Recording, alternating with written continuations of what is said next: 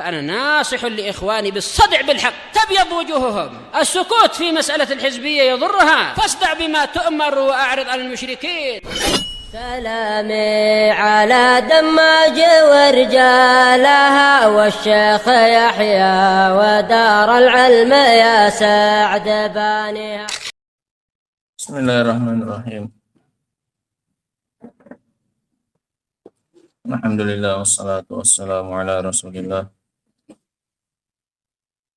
وعلى آله وصحبه ومن والاه.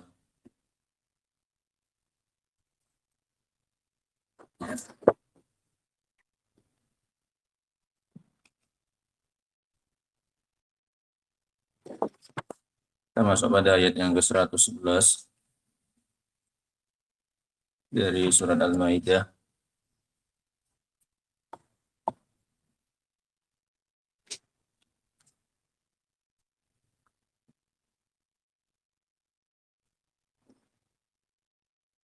Di mana Allah Subhanahu wa taala berfirman, wa id auhaitu ilal hawariyin, dan ingat juga ketika aku wahyukan kepada hawariyin. Wahyu di sini mencakup wahyu syar'i, sehingga maknanya tatkala aku wahyukan kepada mereka melalui lisanmu, wahai Isa. Karena selain Nabi tidak mungkin mendapatkan wahyu dari Allah Subhanahu wa taala secara langsung. Wahyu yang didapat adalah melalui perantara para nabi dan rasul. Ini makna wahyu yang pertama. Id auhaitu, tatkala aku mewahyukan kepada hawariyin. Maknanya adalah wahyu syar'i, yaitu melalui lisan Nabi Isa untuk disampaikan kepada hawariyun. Makna pertama ya. Dan juga mencakup wahyu ilham. Kalau ini langsung kepada mereka. Wahyu ilham ini langsung kepada hawariyun ya. Mereka diberi ilham untuk beriman kepada Isa dan kepada Allah Subhanahu wa taala. Sehingga maknanya kalau pakai makna yang kedua, wa id auhaitu ila al-hawariyin, dan ingatlah tatkala aku ilhamkan kepada hawariyin. Nah, sehingga ini mencakup dua-duanya, mencakup wahyu syar'i, mencakup wahyu ilham.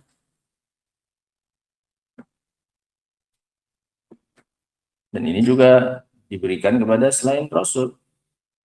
Sebagaimana kepada ibunya Nabi Musa, wa auhayna ila ummi Musa an ardi'i. Dan ingatlah tatkala kami wahyukan kepada ibunya Nabi Musa, susuilah Musa. Wahyu apa ini? Ilham. Karena nggak ada nabi dari kalangan perempuan. Nah, sehingga wahyu yang diberikan oleh Allah kepada ibunya Nabi Musa adalah wahyu apa? Ilham. Tatkala kami ilhamkan kepada ibunya Nabi Musa untuk menyusui siapa? Menyusui Musa.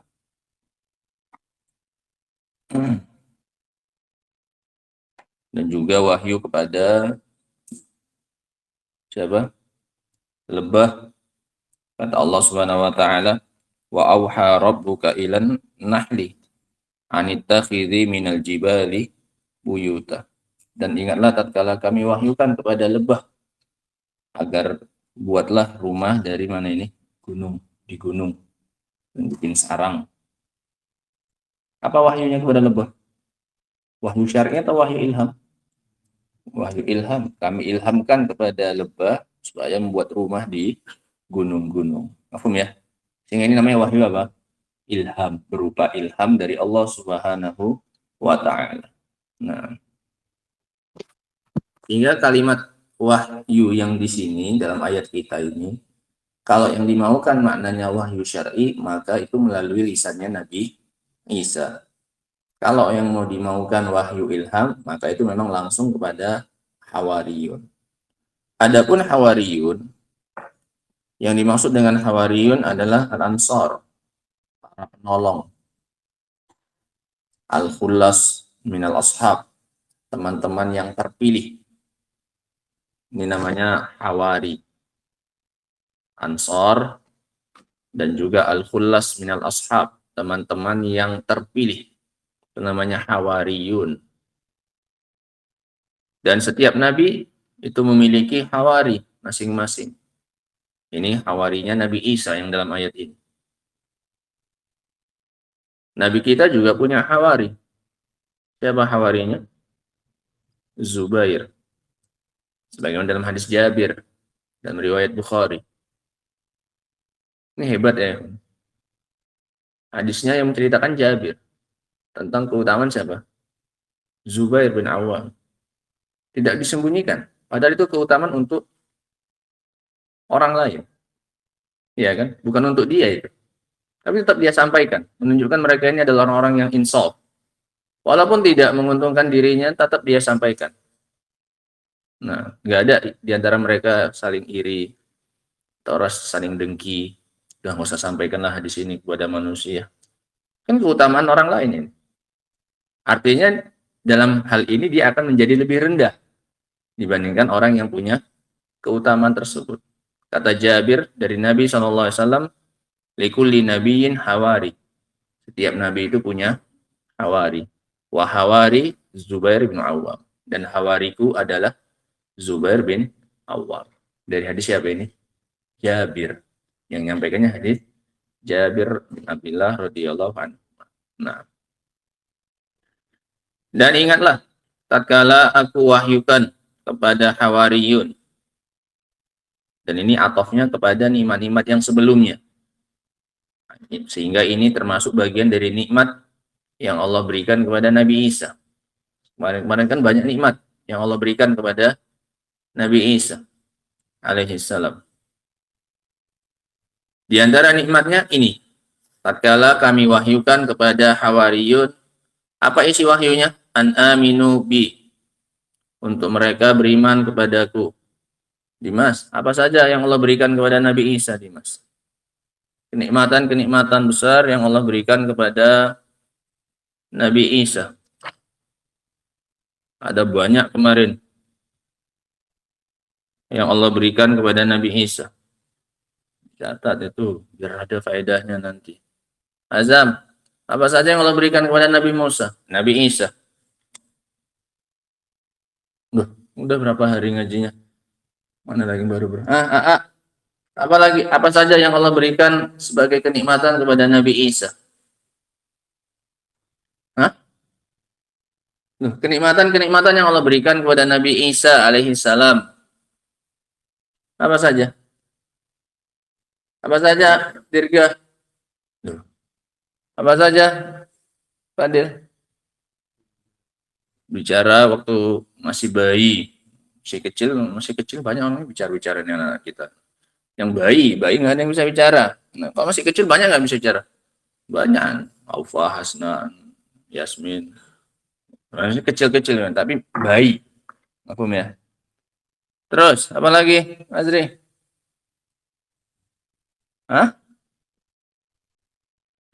Diberi ilmu syar'i, sebelumnya diberi apa? Diurut itu ya, Pak. Nah. Wa idh qala Allahu ya Isa ibn Maryam, "Udzkur ni'mati 'alaika wa 'ala walidatik." Yang pertama apa? Ta'yid bi Ruhil Qudus. Dikuatkan dengan Ruhul Qudus dengan dua maknanya. Apa maknanya kemarin Ruhul Qudus? Bisa wahyu, bisa pembawa wahyu, yaitu Jibril. Ditakyid dengan Ruhul Qudus. Baru yang kedua, tukallimun nasa fil mahdi wa kahla, bisa berbicara di waktu bayi sebagaimana dia berbicara di waktu dewasa. Kemudian diajari apa? Kitab dengan beberapa maknanya. Nah, kitab-kitab yang telah lalu semuanya diajarkan oleh Allah kepada Nabi Isa, terutama kitab Taurat. Nah, kemudian diajari juga apa? Hikmah, mengetahui rahasia-rahasia di balik syariat, mengetahui hikmah dalam berdakwah, mana yang baik, mana yang harus dilakukan, mana yang tidak harus dilakukan. Kemudian diberikan apa ini? Taurat dan Injil. Nah, ini lebih khusus lagi, lebih spesifik. Dan seterusnya. Menciptakan burung, kemudian menyembuhkan penyakit kusta, menyembuhkan penyakit buta, menghidupkan yang mati, semuanya dengan izin Allah Subhanahu wa taala. Nah, Allah tahan Bani Israel dari menimpakan kemudaratan kepadanya. Buktinya terakhirnya Allah angkat beliau ke langit dalam rangka menyelamatkan beliau dan diserupakan dengan beliau orang lain. Nah, dan seterusnya. Sehingga ini termasuk bagian dari nikmat-nikmat tersebut. Tatkala kami wahyukan kepada Hawariyin, an aminu bi wa bi rasuli, agar berimanlah kalian kepadaku dan kepada Rasulku, yaitu Nabi Isa. Qalu amanna, maka kata mereka kami beriman. Karena dapat ilham dari Allah Subhanahu wa taala. Maka mereka pun jawabannya langsung qalu amanna. Kata mereka kami beriman.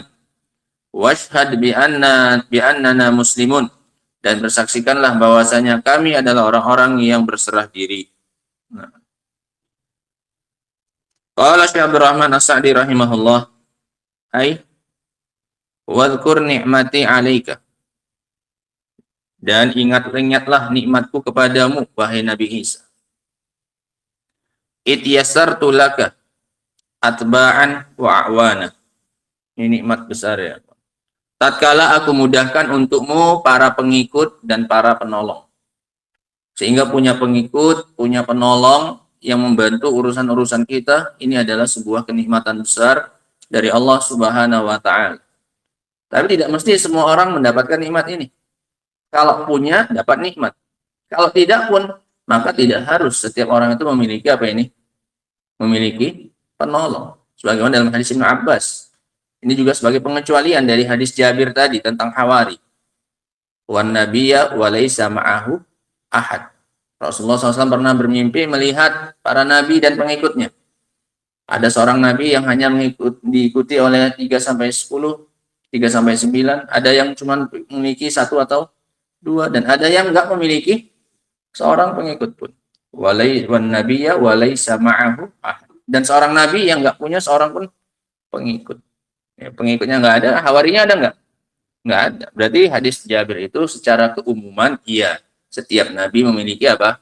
Hawari. Tapi ada seorang nabi, wallahu alam siapa dia, yang tidak memiliki seorang pengikut pun. Jangankan hawari, yang enggak hawari enggak ada. Nah, hawari kan level atas ya. Teman-teman, sahabat-sahabat, penolong-penolong yang paling dekat. Jangankan hawari, pengikut biasa saja pun tidak ada. Wan nabiyya wa laisa ma'ahu ahad. Enggak ada juga hawari.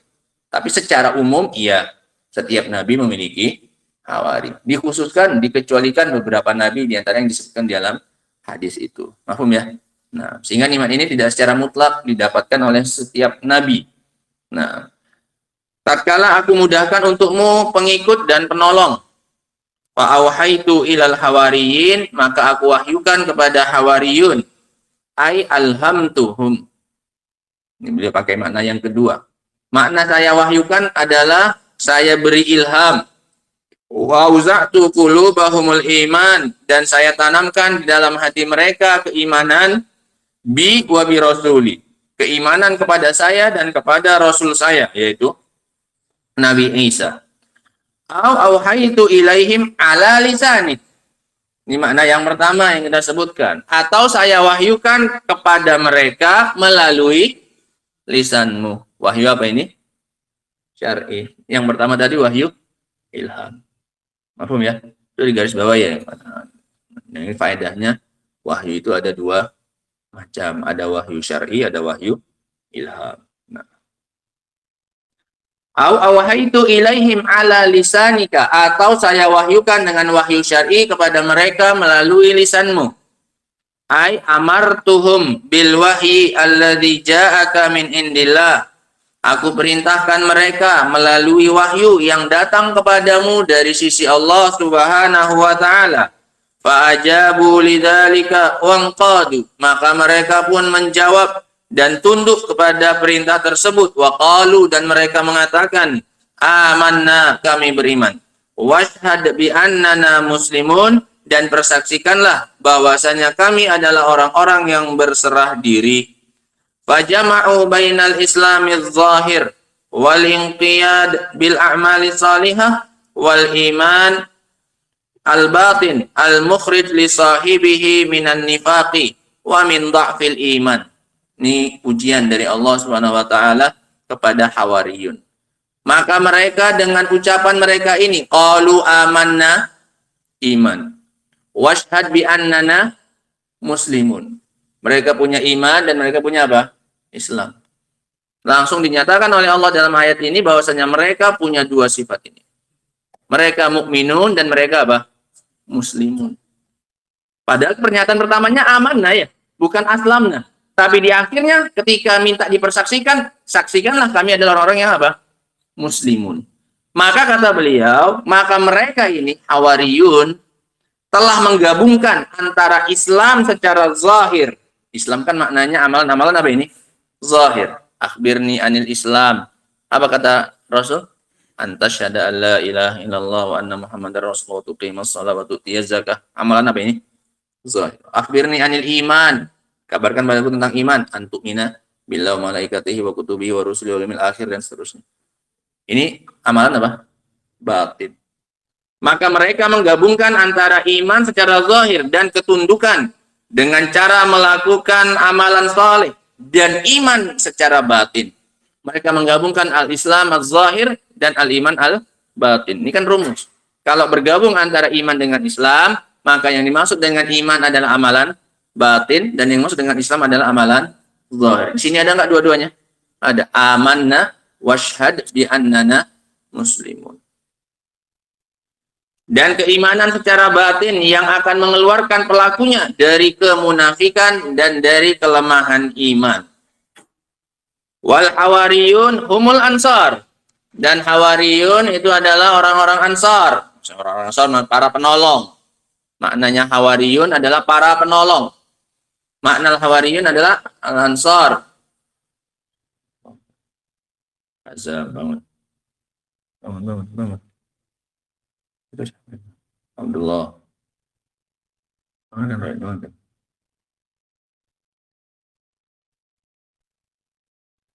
Al-hawariyun humul ansar. Hawariyun itu adalah orang-orang, adalah para penolong.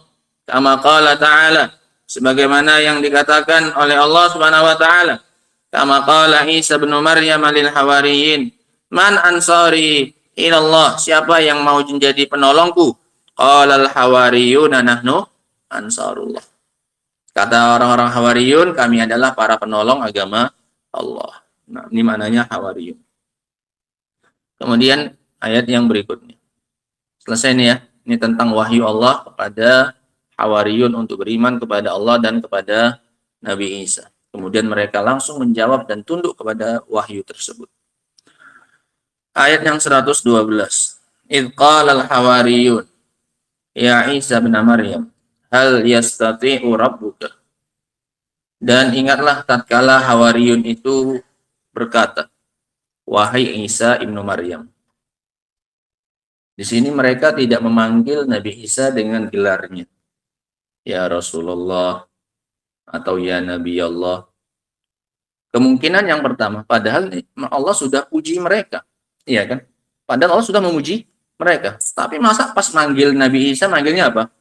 Ya Isa bin Maryam, wahai Isa bin Maryam. Maka kemungkinan yang pertama, jawabannya, anna hadza sa'irun fi syar'ihim. Bahwasanya perkara ini adalah perkara yang diperbolehkan dalam syariat mereka. Yaitu memanggil nabinya dengan apanya? Namanya.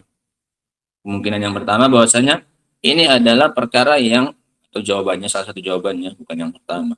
Salah satu jawabannya adalah ini adalah perkara yang diperbolehkan dalam syariat mereka. Syariat itu kan beda-beda antara umat yang satu dengan umat yang lainnya. Adapun dalam syariat kita nggak boleh.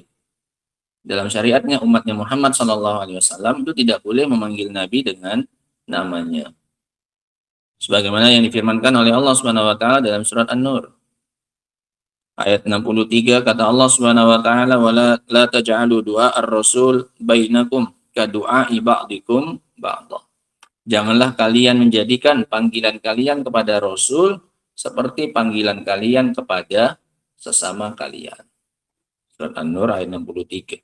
Ini dilarang manggil Rasul dengan panggilan nama seperti kita memanggil sesama kita.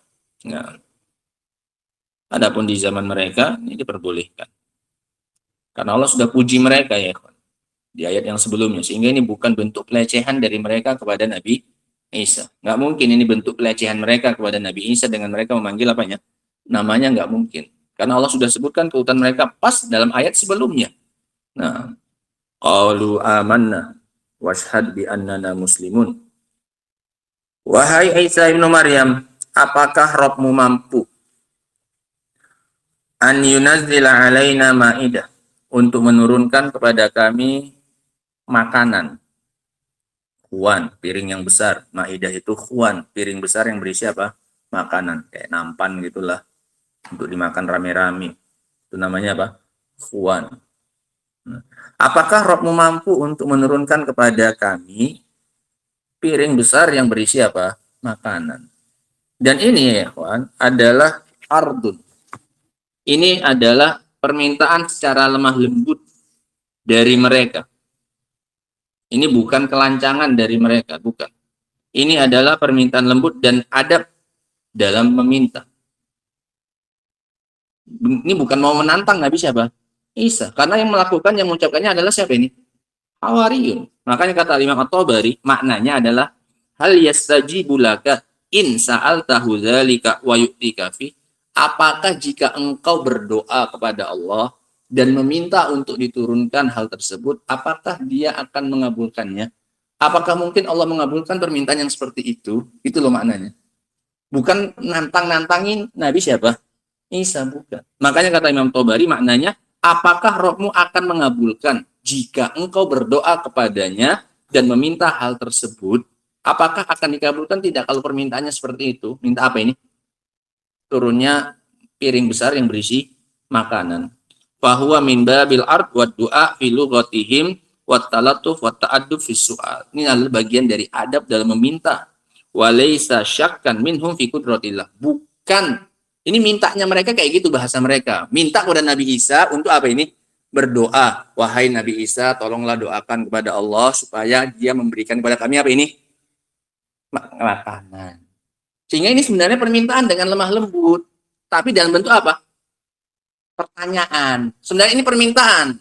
Wahai Nabi Isa, mintakanlah kepada Allah agar nurunkan. Ini kan langsung mintanya. Iya, nyuruh di kesannya. Tapi supaya menghilangkan kesan nyuruhnya, diganti dengan bentuk apa? Bertanya. Sehingga lebih lembut tidak jadinya? Lebih lembut. Jika engkau berdoa kepada Rabbmu, apakah kira-kira akan dikabulkan oleh siapa? Sebenarnya mereka mau apa ini? Minta. Bukan karena mereka ragu, kata Imam At-Tabari, bukan karena mereka ragu tentang kudrohnya siapa?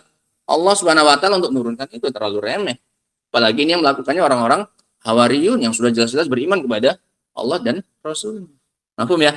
Nah, sehingga kata walaisa syakkan minhum fi qudratillah. Ini bukan bentuk keraguan dari mereka akan kemampuan Allah Subhanahu wa Ta'ala, bukan. Ini agar kita menjauhkan hal ini dari Hawariyun. Nah, wastita'atihi, dan kemampuan Allah. Fahum safwatu ashabi Isa.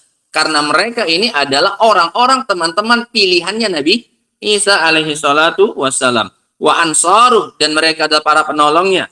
Kama qalu amanna wasyad bi annana muslimun. Sehingga ini tidak merupakan bentuk pelecehan dari mereka kepada Nabi Isa. Bahkan ini justru adalah bentuk adabnya mereka. Mereka nggak berani langsung nyuruh Nabi Isa berdoa kepada siapa? Allah. Siapa mereka? Tolong doakan. Enggak pantas. Mending dirubah jadi apa bentuknya? Pertanyaan. Kan lebih sopan. Justru ini pujian kepada Nabi, kepada Hawariyun. Nah, mafhum makna ayat ini ya. Ayat yang ke-112 ini. Hal yastati'u rabbuka an yunazzila 'alaina ma'idatan minas sama'. Qalu taqullah. Qala taqullah in kuntum mu'minin. Maka kata Nabi Isa, bertakwalah kalian kepada Allah jika kalian benar-benar beriman. Qala Syekh Abdurrahman As-Sa'di rahimahullah. Idh qala al-hawariyuna ya Isa ibn Maryam, hal yastati'u rabbuka an yunazzila 'alaina ma'idatan minas sama', ay ma'idatan fiha ta'amun, yaitu piring besar akhwan yang berisi makanan. Wa hadza laisa minhum syakkun. Wa hadza laisa minhum an syakkin fi qudratillahi wa istita'atihi. Ini berarti zahirnya ini diambil oleh beliau dari kalamnya At-Tabari rahimahullahu taala. Oh, setelah kebalik. Ini yang mengambil dari kalamnya Sa'di rahimahullah.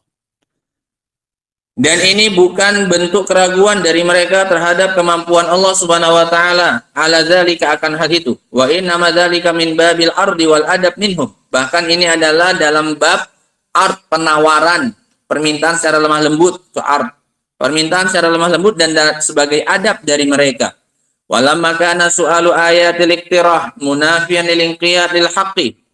Dan tatkala permintaan tanda-tanda yang hanya sebagai iktirah yang belum terjadi, minta tanda yang belum terjadi, itu bertentangan dengan inqiyatil haq, ketundukan kepada kebenaran.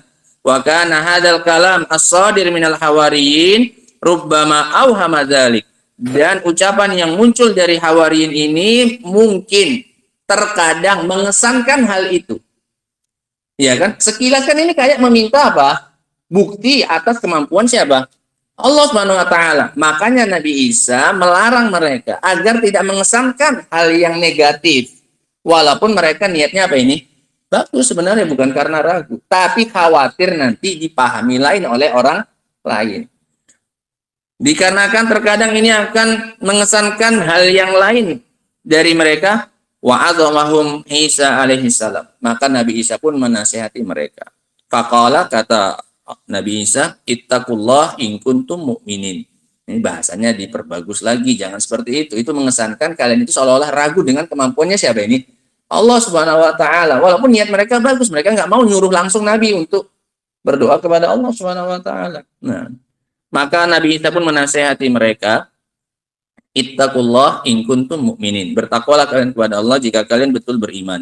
Fa innal mu'min yahmiluhu ma ma'ahu minal iman ala mulazamati taqwa. Karena orang yang beriman akan dibawa oleh keimanannya untuk terus-menerus bertakwa.